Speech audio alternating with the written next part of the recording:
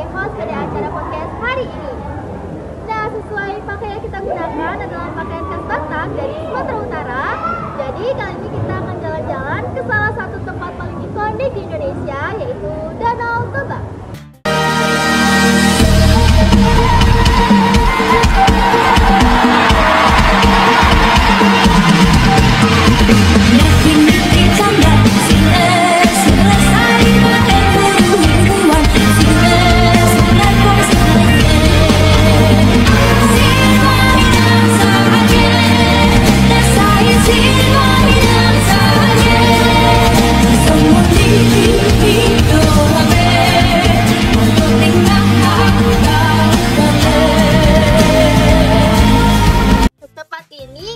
Satu secara alam loh, tapi juga menimpa sejarah ilmiah serta legenda yang luar biasa.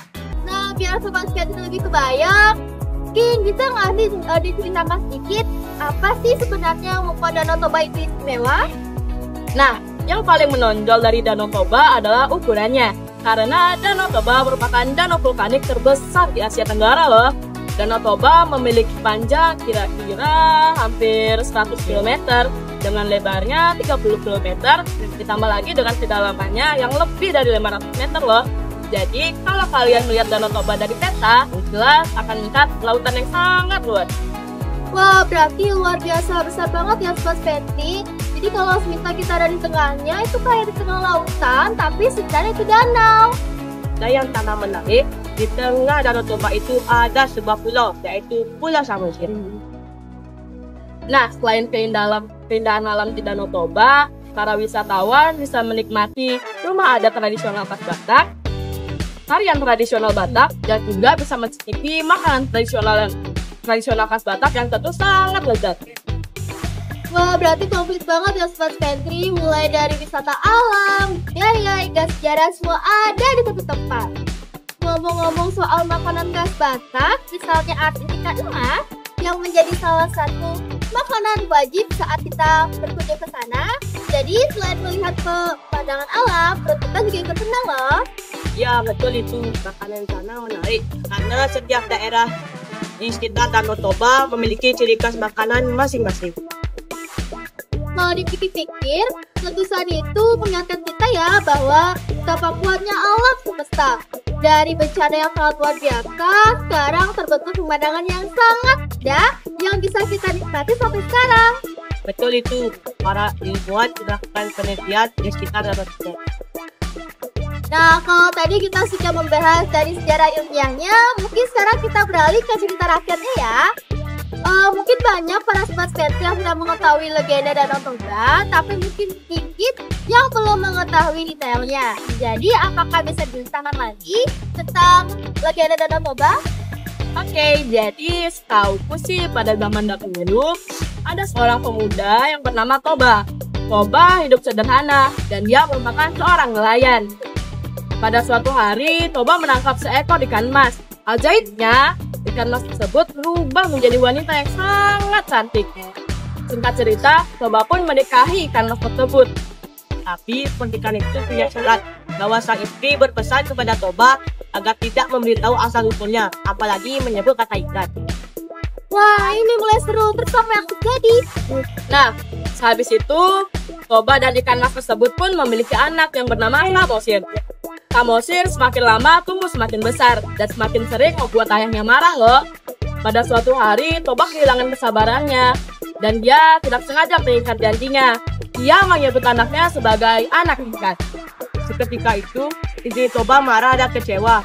Lalu, dia berubah wujudnya lagi menjadi ikan dan memanggil air bah besar untuk menenggelamkan isi desa.